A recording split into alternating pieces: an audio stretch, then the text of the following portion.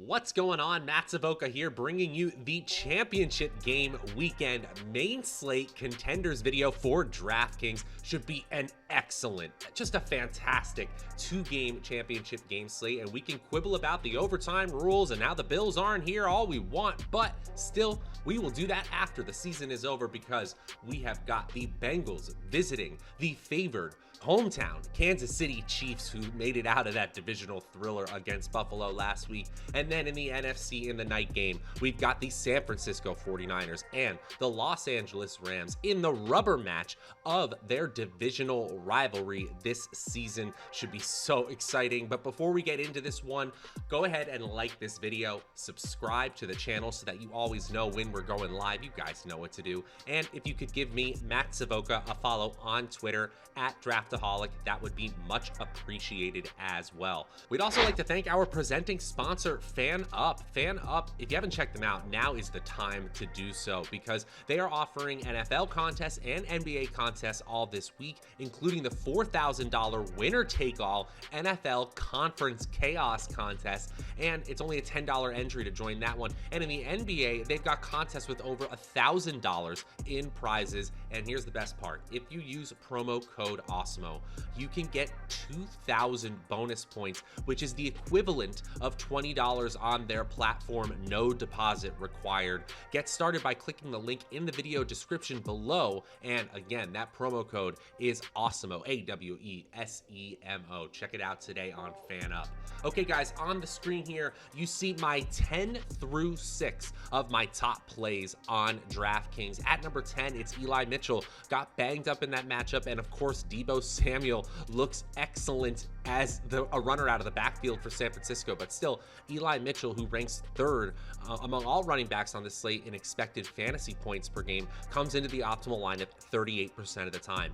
Then number 9, Jamar Chase, 40% of the time, and he's right next to his teammate T. Higgins at 42% of the time. In this expected shootout, I mean, that's certainly what it was, 34-31, the first time these two teams met in the regular season.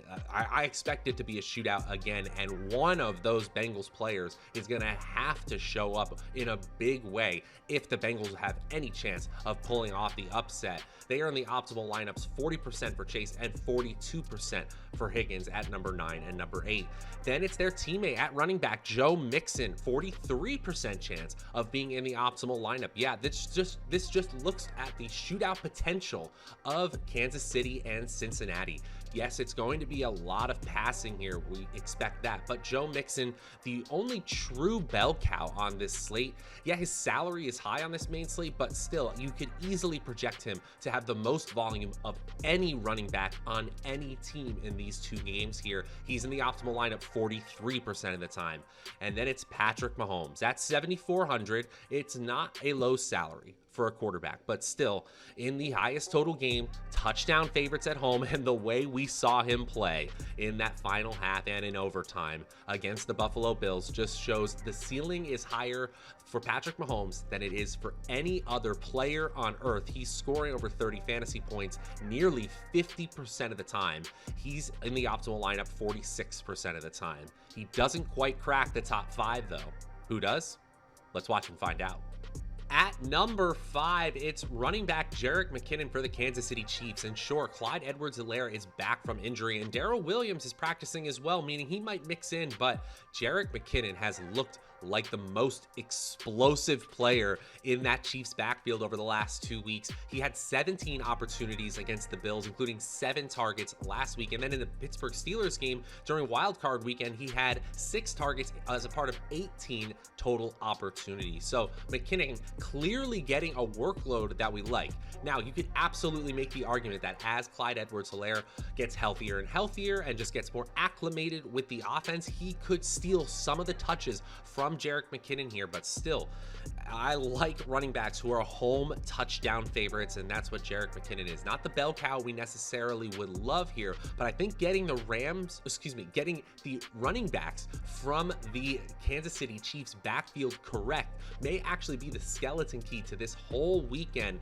And while he's not scoring 30 fantasy points all that often, I bet he scores 25 fantasy points quite a bit here, and a median projection of 13.5 fantasy points compared to a 5,100 salary. We'll take that all day. He's not quite my favorite value running back on this slate, but he's still in the optimal lineup 46% of the time. At number 4, tight end George Kittle, San Francisco 49ers, and I know the best performance he's had over the last 4 weeks is 4 receptions for 63 yards. You could basically say we're brand name chasing because of the way George Kittle has been in the past, but it's the near pass. Remember weeks 13 through 15 when George Kittle averaged 141 receiving yards. He had 181 receiving yards in a game and no lower than 93 in that 3-game stretch. Just unreal single game performances, and he did 3 in a row. So I know what the ceiling is against the Rams, and he's probably not going to see a whole lot of Jalen Ramsey in the secondary. Kittle is your best friend if you got a player like Aaron Donald bearing down your quarterback's face, and he's got to get it out fast. So I think Garoppolo to Kittle is going to be something we see a whole lot more often than we have in the last 4 weeks, and negative game scripts are things we haven't really seen for the San Francisco 49ers in that span. That's something that they may run into here as well. When that occurs, you could see Kittle's opportunity skyrocket, and that's why you're seeing him score 30 fantasy points in a solid 15% of our latest simulations here. I don't think he gets up that high, but a 15.1 median projection for a 5,000 salary, it might be big for a tight end, but it's not big on this slate at all. So I'm not surprised to see him in the optimal lineup 48% of the time. Number 3, Tyreek Hill, wide receiver for the Kansas City Chiefs. I think that heel is healthy for Hill. 11 catches on 13 targets, including 1 in the red zone, 1 touchdown, 150 yards receiving on just 78 air yards. It's the type of Tyreek Hill game that you get every once in a while, but you get more often than any other wide receiver, basically, because the spike weeks for Patrick Mahomes' number 1 wideout are basically only rivaled by one other receiver on the Rams. We'll get to him later. Still, Tyreek Hill's ceiling is unprecedented here. In over 30% of our latest simulations, Tyreek Hill is scoring over 30 fantasy points, and that 7,000 salary, that's a whole lot. That is a whole lot for a skill position player, but so is that median projection over 20 fantasy points. He is in the optimal lineup 49% of the time. I don't think anyone in the Bengals secondary can hang with them. By the way, they are the worst defense in schedule adjusted fantasy points allowed of any defense that qualified for the playoffs. Yes, Joe Burrow and company have been getting them through nonetheless, but they could meet their demise with one of the most explosive passing offenses in town in Kansas City that we've ever seen. So Tyreek Hill, he is an excellent play, but he is the wide receiver 2, number 3 on our list. At number 2, Cooper Kupp. The season for the ages continues. That long bomb connection at the end of regulation to set up the winning field goal for the Los Angeles Rams, with Stafford urging the entire team down the field as fast as possible. I mean, that's the stuff of legends. Just unbelievable stuff in clutch moments, finishing off a 9-reception game for 183 receiving yards and a touchdown. Just insane numbers. I was talking about it all week that a 30-point performance seemed to be bubbling right under the surface for Cooper Kupp, and we got it last week. Now, it doesn't mean that it can't happen again this week against the San Francisco 49ers, who have been middle of the road in schedule-adjusted fantasy points allowed to opposing wideouts this season. In nearly 50% of our simulations, Cooper Kupp is scoring 30 fantasy points. That's insane. 26 as a median projection. Again, as I've been saying week after week, that's like quarterback level projections. And yes, he's scoring under 10 fantasy points 7% of the time, but really it's only if, oh gosh, knock on wood, he gets hurt. I don't think that's going to happen here. I think he is the best play on the slate. We find ways to get value so we can play players like Cooper Kupp. He is in the optimal lineup 64% of the time. Now, before I reveal my final play, my number one play on DraftKings for this Sunday championship game main slate, just want to remind you guys, go ahead and like this video, subscribe to the channel so that you always know when we're going live. You guys know what to do.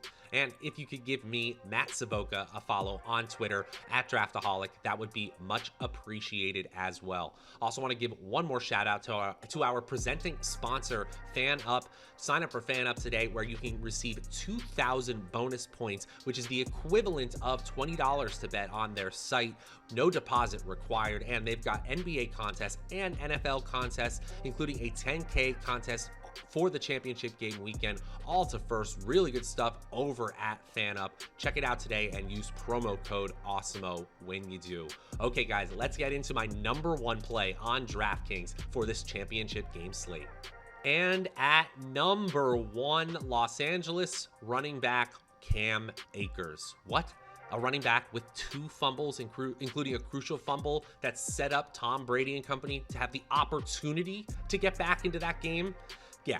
Cam Akers is a player who the Rams believe in long term, and that's why they allowed him to try to rush back, and now they are utilizing him like they wanted to all season long. An 81% snap share last week, by far the highest snap share he's had all season, and 27 total opportunities, 24 rushes on the ground, including 6 in the red zone. That is just fantastic opportunity that will lead to fantastic production. We can't guarantee a ceiling performance. We can't guarantee that volume will turn into efficiency at some point, but Cam Akers has all the makings of a player who can make a big game out of that type of volume. I mean, he was one of the most explosive players in his draft class, an 86th percentile 40-yard dash, 89th percentile speed score, and an upper percentile burst score on Player Profiler as well. This is an explosive player getting a ton of touches on a team that is favored by over a field goal in a 45-point total game. So at 5,000, I'm playing that running back at home. I'm just doing it. So Cam Akers is obviously not my favorite player on the Los Angeles Rams offense. We know who that is. We already talked about it at number 2, but you need value pieces, and especially at running back, you need those value plays in order to acquire those premium salary players. For me, Cam Akers is that number one option. Yes, a 15% chance of scoring 30 fantasy points, but it's that median projection. Over 15 fantasy points at just 5,000 in salary. That helps me unlock everything else on that slate. He is my number one player on DraftKings this weekend. And that is going to do it for the championship game edition of the DraftKings Contenders video. If you're looking for the FanDuel version, we've got that around for you as well. We will have individual versions of the Contenders video this week for the AFC Championship game and the NFC Championship game. And then we got you covered for all of your Super Bowl needs. So make sure you like the channel and subscribe so that you always know when we're going live. Until then, I'm Matt Savoca from Awesemo.com. We'll see you guys next time.